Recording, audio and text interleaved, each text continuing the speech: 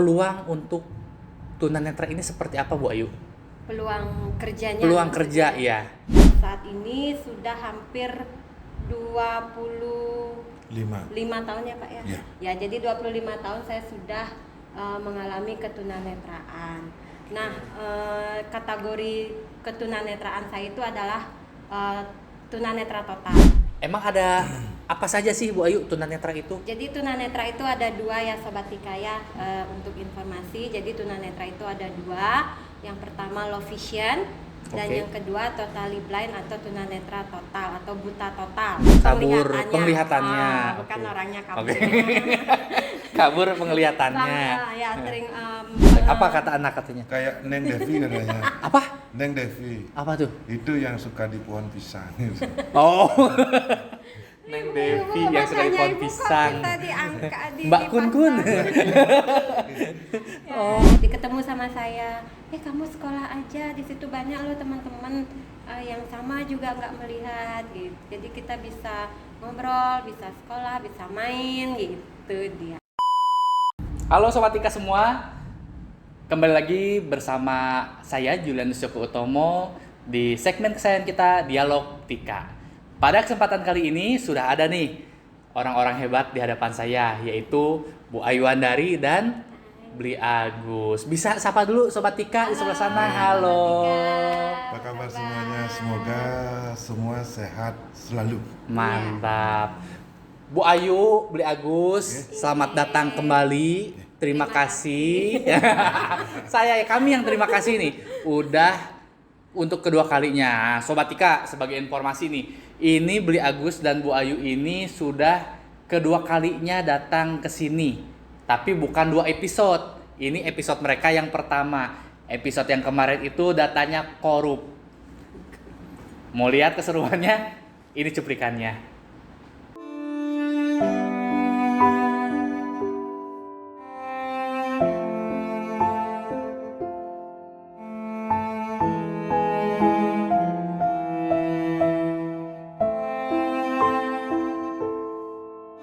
Nah, itu dia.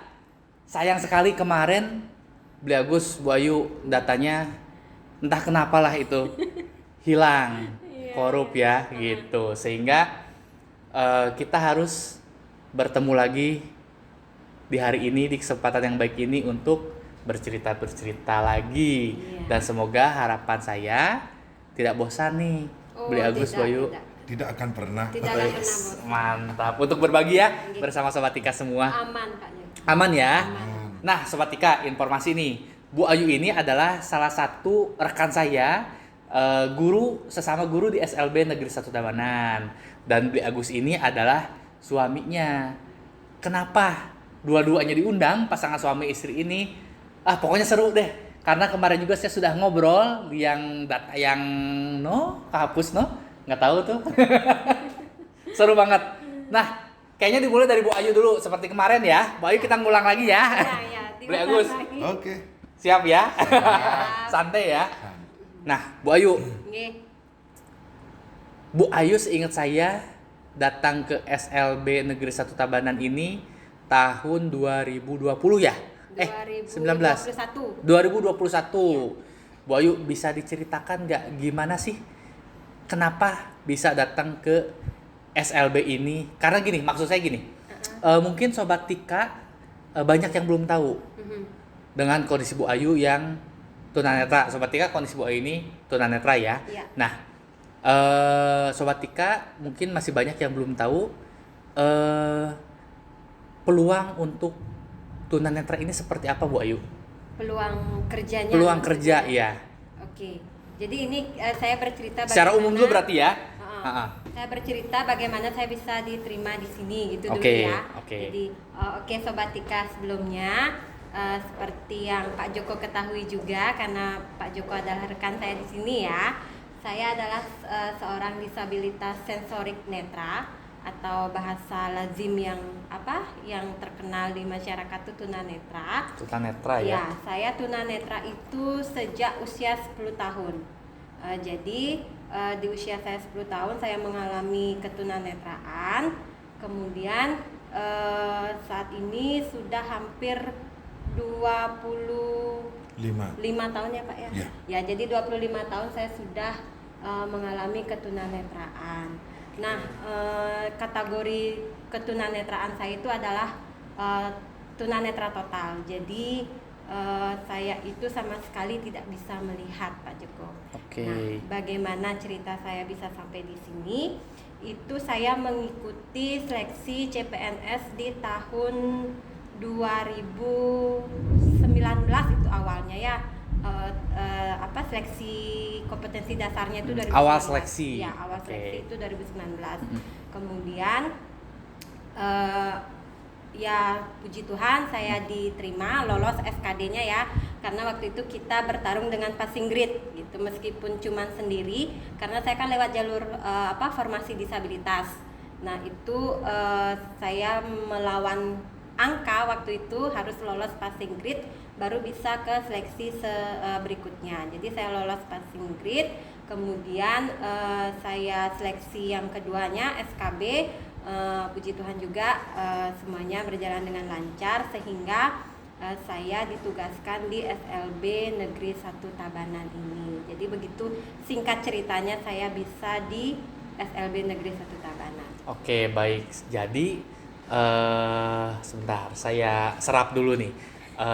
Saya terima dulu informasinya. Jadi Bu Ayu bisa di sini itu karena penempatan CPNS-nya Ya. dan diangkat PNS pun masih di tempat yang sama di sini. Di Oke. sini. Nah, tadi Bu Ayu berbicara mengenai kategori tunanetra. Tadi kan Bu Ayu menyebutkan saya dikategorikan tunanetra yang apa tadi Bu Ayu? Total. Nah, blind. emang ada apa saja sih Bu Ayu tunanetra itu? Jadi tunanetra itu ada dua ya Sobat Tikaya, untuk informasi. Jadi tunanetra itu ada dua. Yang pertama low vision dan Oke. yang kedua totally blind atau tunanetra total atau buta total. Buta total. Ya, jadi kalau yang kategori low vision mereka yang masih memiliki sisa penglihatan, jadi masih bisa beraktivitas dengan menggunakan sisa penglihatan yang masih mereka miliki. Seperti Oke. itu. Jadi kalau yang totally blind atau tunanetra total itu dia sama sekali tidak bisa menerima informasi dari lingkungan, artinya sama sekali tidak bisa melihat. Gelap aja gitu Bu Ayu. Gelap atau hanya bisa melihat cahaya. Oh. Sekedar cahaya atau sekedar bayangan gitu saja. Sekedar cahaya atau sekedar bayangan. bayangan. Oke. Nah, ini menarik juga nih. Bu Ayu kehilangan penglihatan itu ketika berusia 10 10 tahun. Jadi bukan dari lahir ya Bu Ayu ya? Bukan. Itu gimana ceritanya Bu? Tiba-tiba langsung lagi apa nih? Lagi main langsung set gelap atau gimana tuh? Ya, jadi kenapa saya bisa divonis tunanetra itu karena penyakit, kalau kata dokter glaukoma ya. Glaukoma. Nah, ya, saya Oke. itu menderita glaukoma. Glaukoma itu adalah pencuri penglihatan kedua setelah katarak. Nah, Yang nomor 1 katarak tuh. katarak ya. Oke. Nomor 2 adalah glaukoma. Nah. Nah, kalau saya pribadi, kalau menurut dokter glaukoma itu memang tidak ada gejalanya Pak Joko dan Sobat Tika. Jadi tidak terasa. Ya, dia tidak akan memunculkan gejala seperti panas atau apalah gitu untuk mengindikasikan bahwa kita itu glaukoma gitu. Jadi tiba-tiba saja gitu. Tiba-tiba saja. Nah, kalau saya pribadi itu mulai ada masalah di mata itu ketika saya kelas 3 SD. Kelas 3 SD itu Kelas saya 3 SD itu berarti usia 7 8 8 ya. 8 tahun ketika itu. Saya merasa kabur awalnya. Kabur penglihatannya. Bukan Oke. orangnya kabur. Oke. Kabur penglihatannya. Sering penglihatannya sering merasa kabur gitu ketika saya membaca gitu ya di papan tulis itu tiba-tiba aja langsung kabur gitu. Tapi, Kabur itu gimana sih? langsung Blur, burem. apa ya, ngeblur ya? Blur ya. Kalau bahasa sekarang kan kalau kamera itu ngeblur gitu ya Bu ya, Gus ya.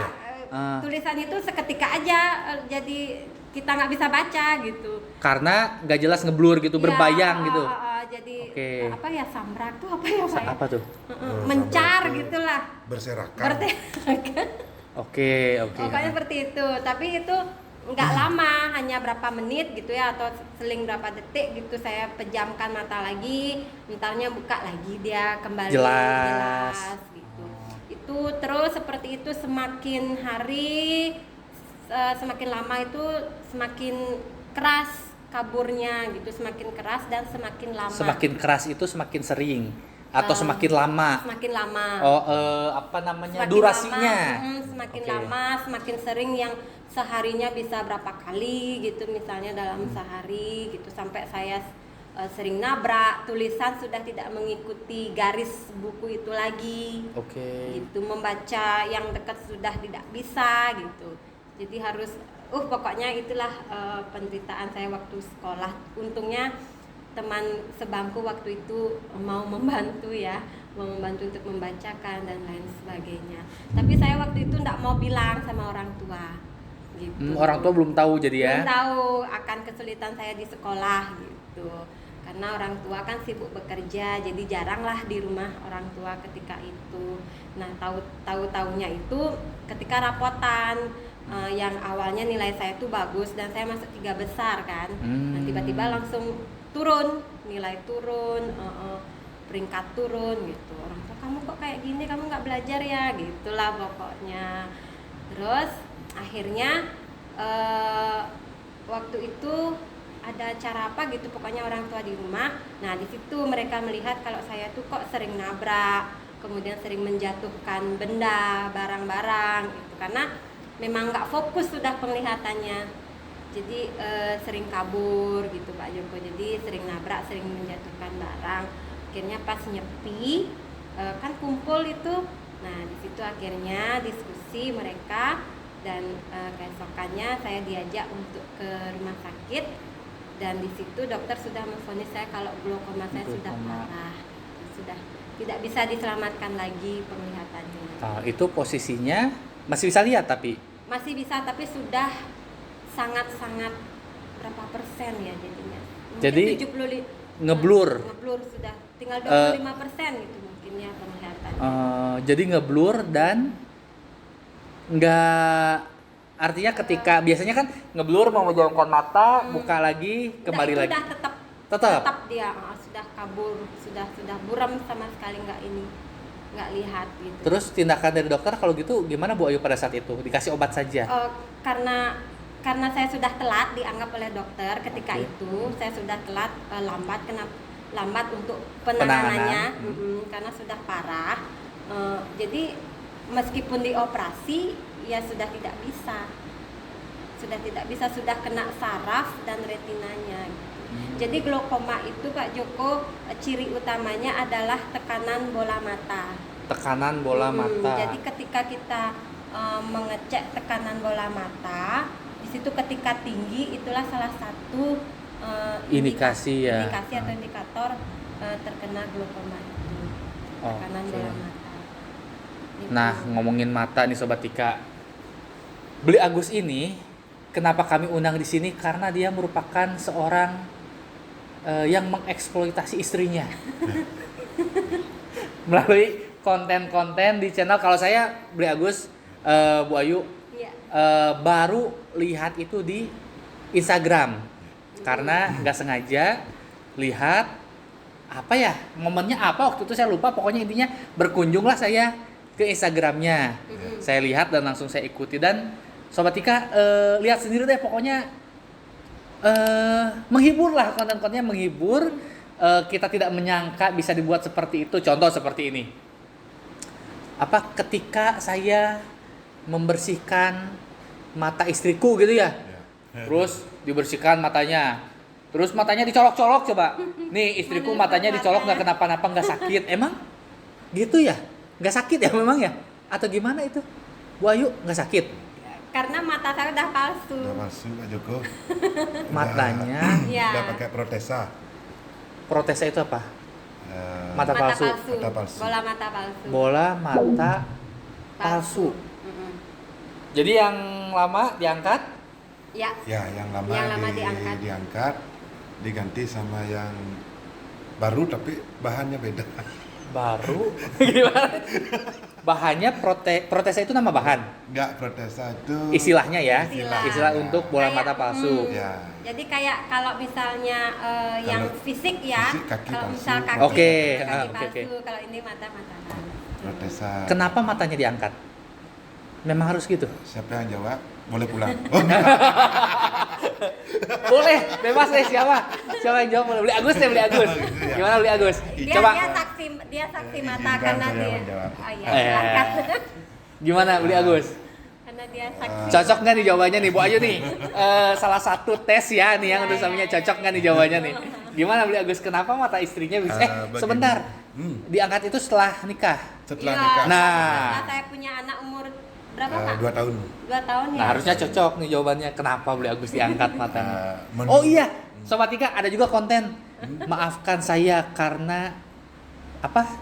Tidak bisa menjaga Ya, kedua itu. bola matamu, gitu ya? Ya. Itu dia Ah. sedih sekali itu waktu itu. Oh, beli Dia Agus tapi- sedih? Bukannya dia yang menguatkan saya, tapi saya yang menguatkan dia ketika itu karena dia sangat merasa bersalah ketika tidak bisa menjaga mata saya gitu. Karena dulu saya sebelum nikah sama dia kan Saya baik-baik bersumpah. saja gitu, baik-baik saja, tidak ada keluhan.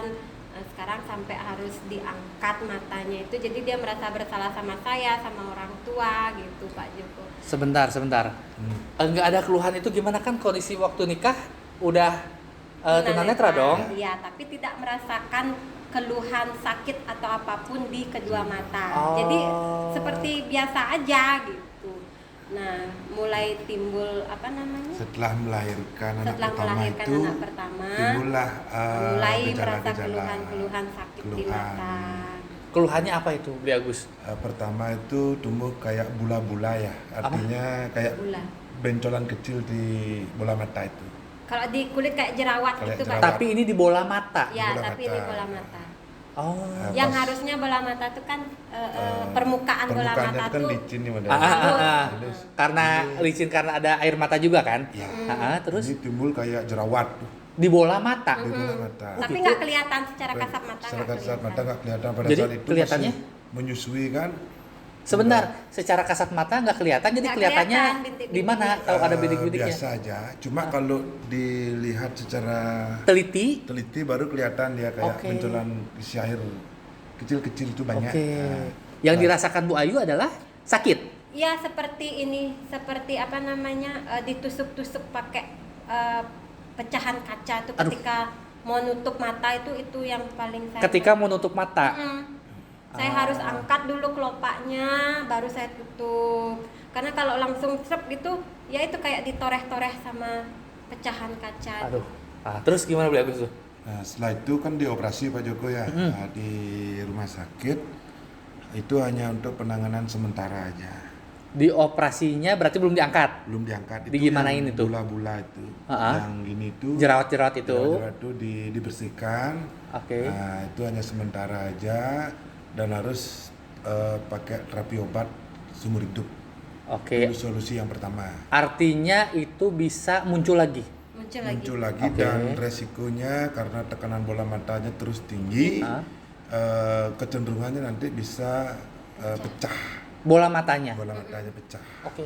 Nah itu berdampak bisa sama keselamatan jiwa, karena kan infeksi ya kalau terbuka ininya. Nah akhirnya dirujuklah ke rumah sakit Sanglah. Iya. Di sana konsul daripada terapi obat juga terus dampaknya ke ginjal dan saya harus menyusui. dan masih menyusui anak, akhirnya diberikan opsi untuk pengangkatan bola mata.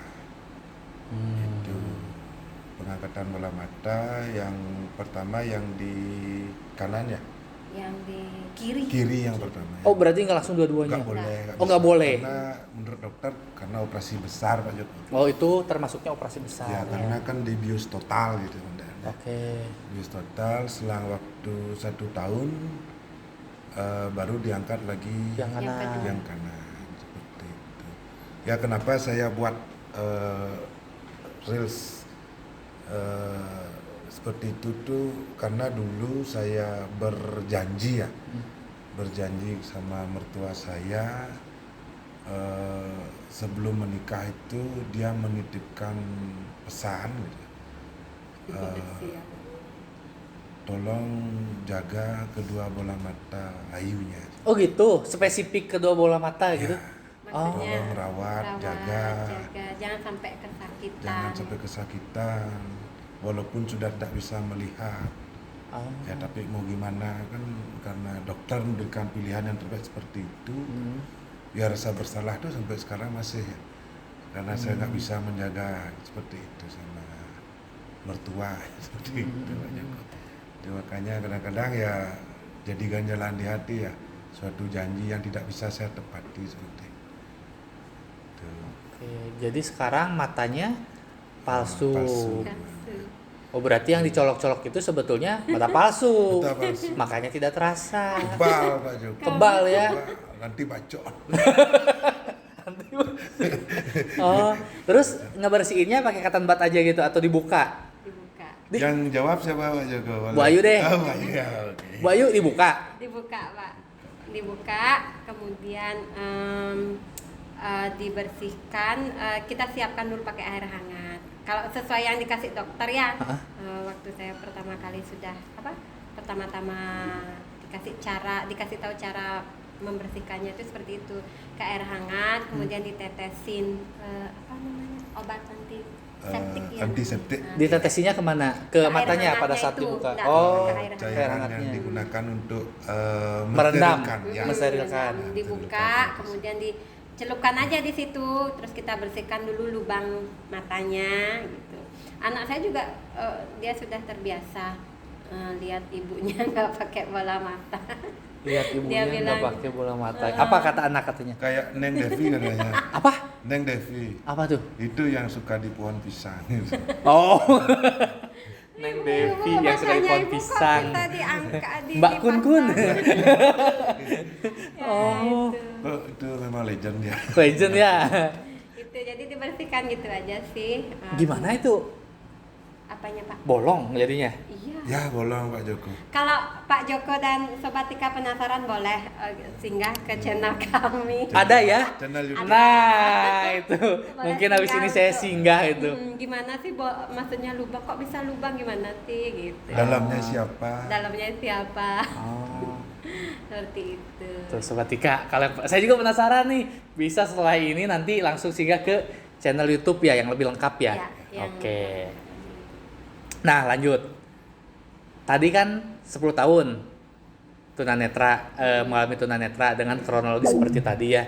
Dan pada akhirnya harus diangkat dan dipakaikan bola mata palsu. Sebentar. Kalau nggak pakai bola mata palsu gimana? Apanya? Matanya. Ketutup dia, Oh, merem. merem.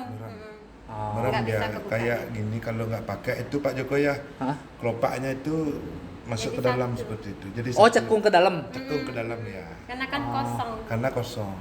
Ya gitu.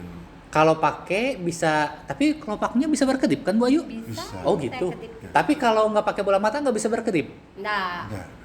Oh gitu Nggak ya? bisa karena dia tertutup. Tertutup dia, mungkin otot ya. Nggak ngerti saya. Iya ya. Berat gitu ya diangkat ya? Nggak kalau misalnya nggak pakai bola Mungkin mata. dia gerak tapi cuma sedikit. Sedikit dia terbuka sedikit. Sedikit Berat. aja. Kenapa berat atau kenapa? Kan kalau apa ya gimana ya? Karena tidak ada benda di dalamnya itu sehingga apa namanya ya, sela-sela antara kelopak atas dengan kelopak bawah itu hanya sedikit ya, meskipun Oh. digerakkan dia. Tapi terkadang begitu ya Beli Agus ya. Kalau kita tidak ada yang mengisi itu berat kadangnya. Berat. Berat. Sama kayak hati dan jiwa. Wes. Ya. Mantap gitu ya. Ya. Berarti mata juga gitu ya. Ya. Kalau nggak ada isinya berat dia buka ya. Emang Hati nggak takut diisi kalau dengan matain? cinta, jiwa diisi dengan iman kan Oh, gitu mantap. katanya. Oke. Lanjut nih Bu Ayu. Udah seperti itu. Sedih dong? Nggak, biasa aja pada saat 10 tahun itu. Waktu usia 10 tahun. Dengan kondisi seperti itu. Kalau saya enggak, yang sedih terpukul itu orang tua. Kok bisa nggak sedih? Karena waktu itu saya berpikirnya saya akan sembuh. Oh. Kayak sakit-sakit biasa gitu lah Pak. Ah, besok sembuh lah gitu ya. Ya, sembuh. Jadi saya ya gitu, saya berpikirnya diam di rumah. Kan waktu putus sekolah kan. Ah. Putus sekolah, nggak lanjut sekolah lagi, diam di rumah aja gitu. Putus sekolah di kelas 5. 5. Jadi diem aja di rumah selama Selama 6 tahun.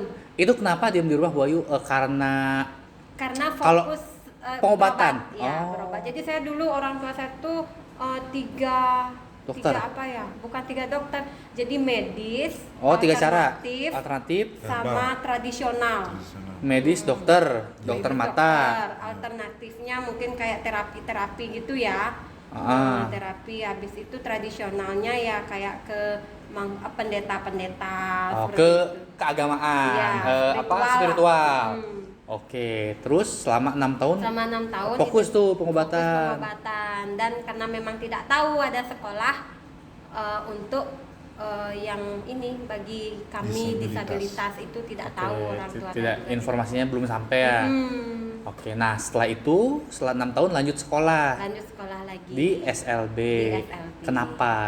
Maksudnya kenapa itu informasinya dapat dari mana orang tua? Kok bisa Nah, tiba-tiba ke SLB gitu loh? orang tua ibu saya khususnya itu kan dulu dia punya toko untuk art shop gitu loh. Art shop. Art shop itu kayak jualan baju-baju ke bule-bule gitu loh. Oke, berarti di kawasan wisata ya? Ya, di kawasan wisata di Kuta kan. Ya. Rumah saya kan dekat situ Pak Joko.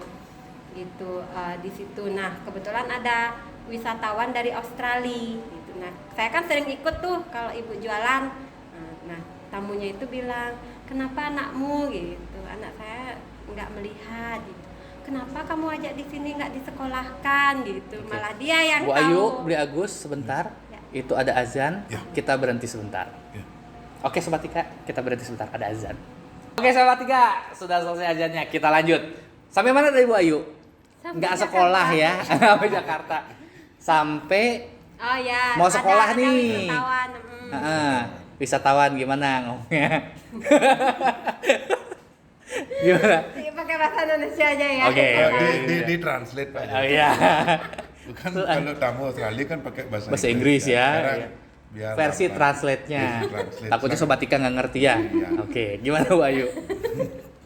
Ya itu ditanya gitu, kenapa nggak disekolahkan? Oh berarti Bu Ayu pada saat itu setiap hari ikut Iya, aktivitas ibu? saya ikut aktivitas Hmm. ibu, jualan di toko gitu. Terus akhirnya wisatawan itu yang memberikan alamat sekolahnya itu. Lah, gitu. Malah tahu? dia yang tahu wisatawan. Kan dia bukan orang sini. Iya, gini, dia kan orang Australia. Nah, jadi di Bali itu ada namanya yayasan YKI ya Pak ya. YKI. Ya. John Fawcett. Oh ya, John Fawcett yang di Sanur itu John kan Fawcett orang Foundation. Australia. Oh. Nah, jadi mungkin dari situ ke Rumah Sakit Indra dulu, Rumah Sakit Indra yang di mana Pak? Dan Maruti. Jalan Maruti dulu ada Rumah Sakit Indra. Nah, di Hmm. situ ada layanan untuk disabilitas netra. Hmm. Jadi saya di sana diarahkan ke sana dulu sama wisatawan itu. Jadi di situ saya bertemu dengan Kade Arma, namanya di mana ya beliau sekarang udah lama sekali ingat tidak ya. ketemu. Beliau sangat berjasa. Beliau ini Apa itu dokter? disabilitas daksa. Oke. Nah, dia bekerja di yayasan Australia itu. Jadi di situ saya pertama kali belajar yang namanya komputer bicara. Belum sekolah nih tapi ya? Belum sekolah. Nah, Jadi sebelum sekolah pelatihan dulu gitu Bu Ayu? iya, karena saya diarahkan ke sana dulu sama wisatawan itu. Oke, Jadi baik. di situ kemudian di situ ada juga kakak apa namanya ya, kakak senior lah yang tunanetra juga. Nah, dia itu tinggal di panti yang ada di sekolah itu, di sekolah luar biasa itu.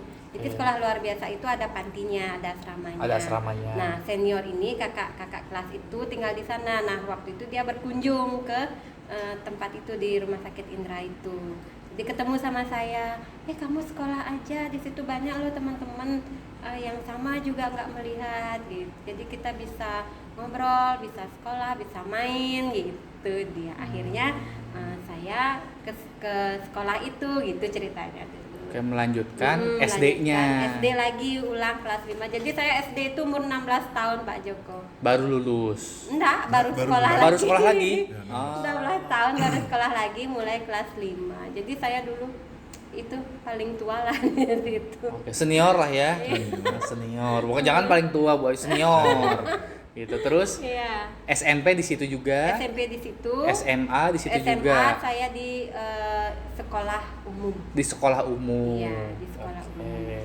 Prosesnya gimana Bu Ayu? Susah dari sekolah luar biasa yang belajar bersama teman-teman yang tidak lihat juga. Lingkungannya sama dengan kita gitu Mm-mm. ya. Terus tiba-tiba ke Peralihan umum ke- kan? Mm-mm. Banyak juga netral di umum itu. Nah, saya berdua. Berdua. Waktu itu. Mm-mm.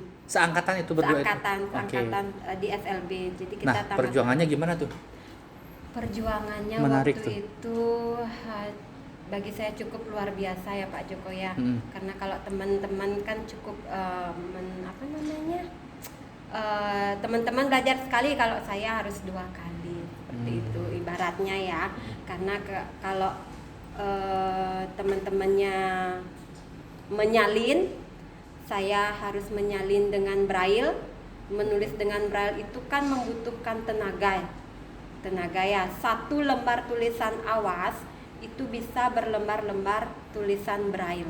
1 lembar tulisan awas itu Sobat Ika 1 lembar tulisan biasa yang pada Tulisan umumnya biasa, kita ya. pakai ini. Tulisan Bisa berlembar-lembar umum, bisa berlembar-lembar jika disalin ke tulisan braille. braille. Kenapa bisa seperti itu? Karena Bu Ayu? tulisan braille itu sudah ada ukurannya. Oke. Sudah ada ukurannya, jadi dia tidak bisa dikecilkan, tidak bisa dibesarkan. Oke. Jadi sudah segitu.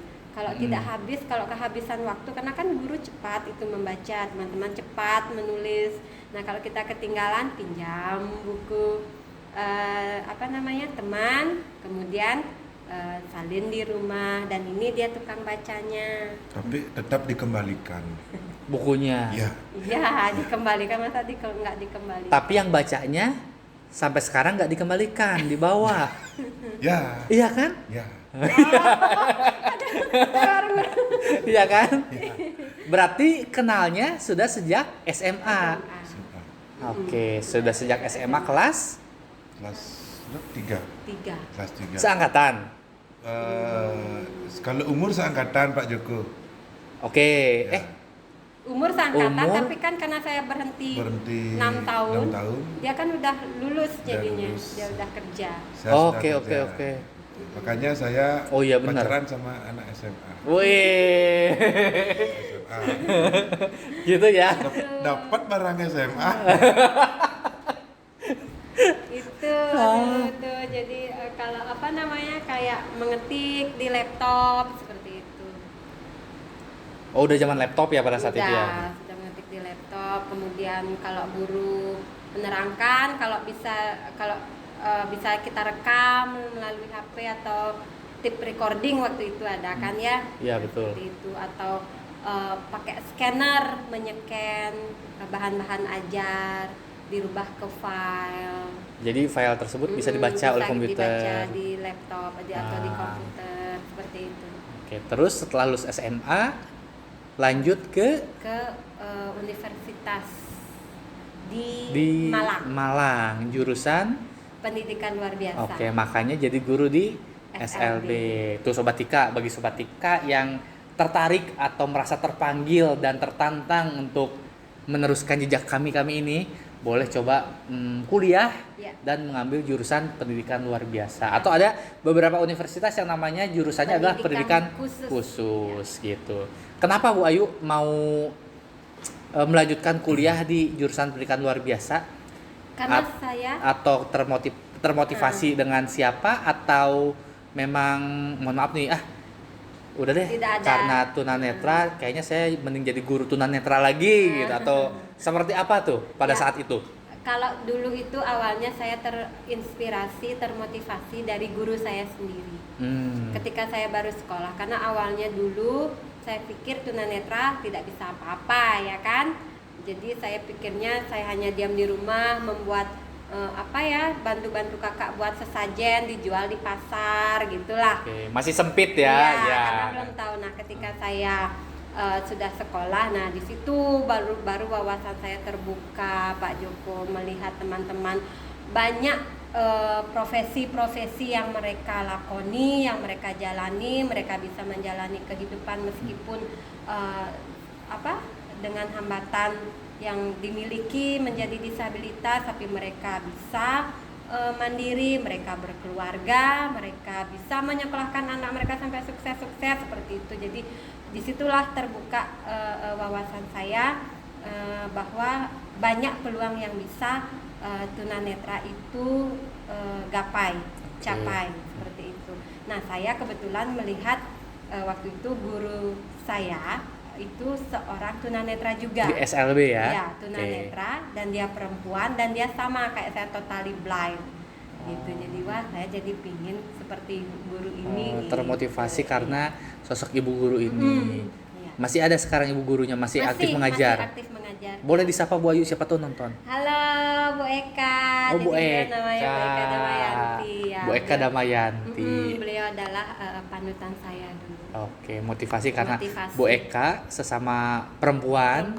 Sesama tunanetra total. Oke, Beliau bisa jadi bisa. guru, pegawai negeri juga. Pegawai negeri juga. Oke, jadi termotivasi. Iya, dan saya sangat bersyukur karena Tuhan memberikan jalan bisa tercapai cita-cita saya seperti itu. Oke, Bu Ayu sendiri juga sekarang sudah PNS, sudah Oke. guru juga ya. Oke. Oke, jadi memutuskan untuk kuliah di Malang, jurusan PLB. Sama Bu Ayu, kaget nggak artinya atau udah biasa karena ada bekal dan pengalaman waktu SMA itu? Nah, kalau secara lingkungan sudah biasa karena ada bekal waktu SMA dulu kan, bagaimana kita beradaptasi, bagaimana belajar di lingkungan awas gitu ya, artinya lingkungan Orientasi. umum ya.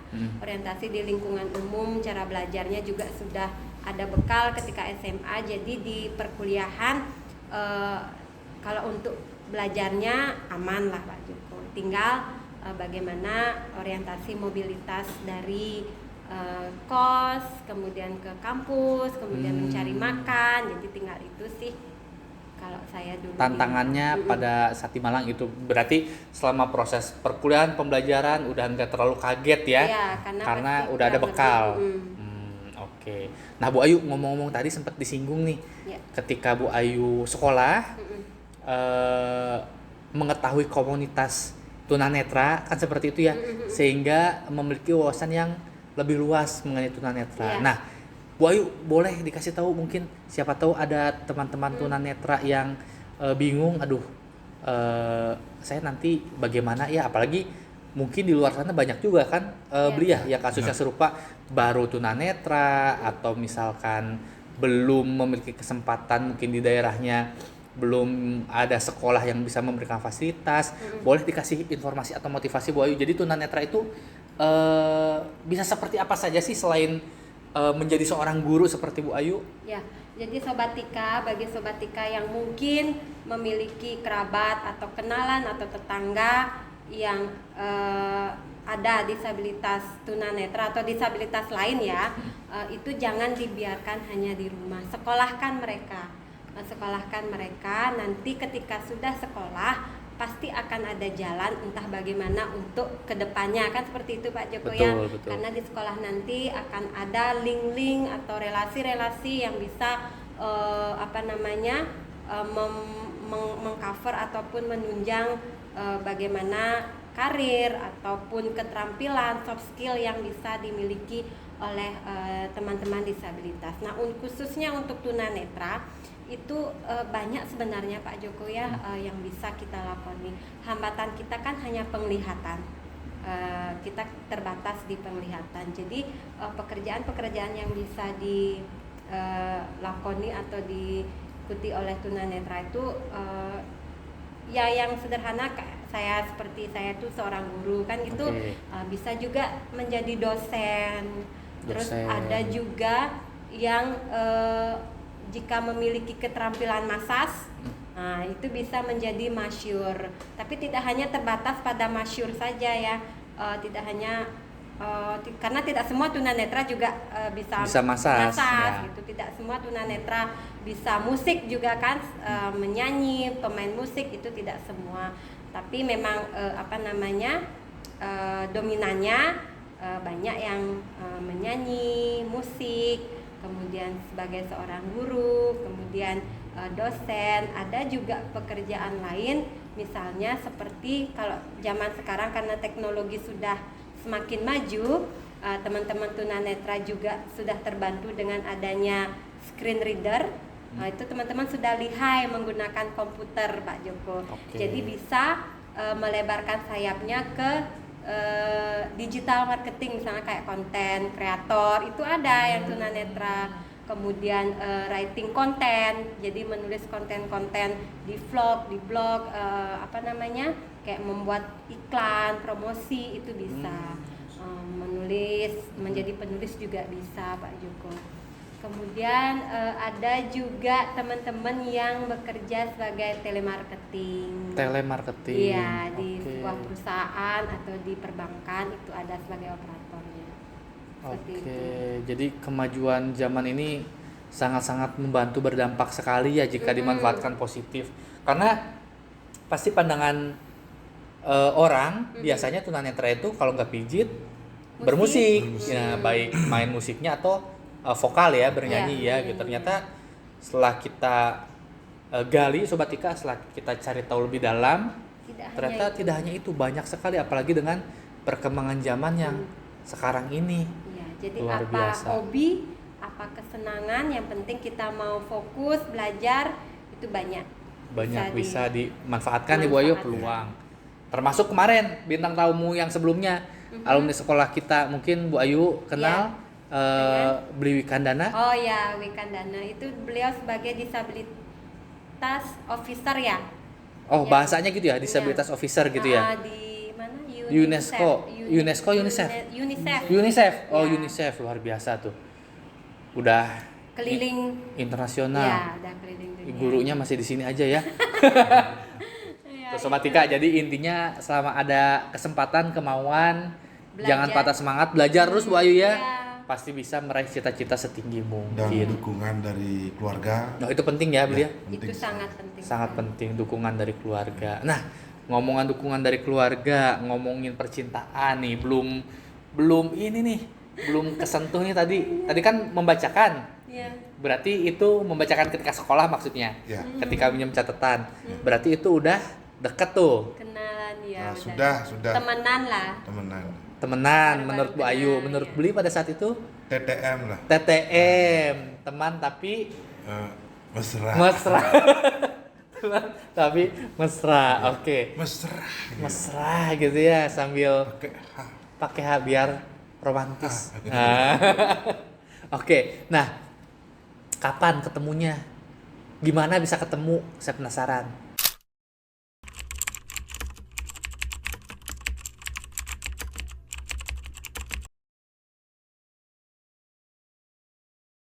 Gimana bisa ketemu? Saya penasaran. Kalau menurut kalender Masehi. Oke. Kalau menurut kalender Masehi. Bulan November tahun 2000. Ingat loh. 12. Nah, terus bisa ketemu tuh gimana? Karena dicomblangin sama gininya. Pak. Dicomblangin. Nah, kan berantem. Di jembatani lah sama Pak Mark Zuckerberg. Mark Zuckerberg. Apa itu? Oh. Tapi saya kan tetap sudah pria ya, enter the game ya, just play it kan gitu.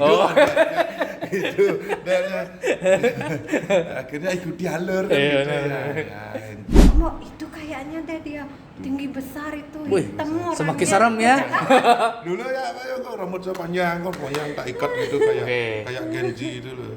Sekarang kok nggak ada. Transportasi publik itu membantu kami di dalam mobilitas, baik itu untuk bekerja, baik itu untuk bepergian, beraktivitas sehari-hari itu dengan biaya yang sangat terjangkau. Ngomong masalah transportasi publik nih. Transmetro Dewata apa kabar?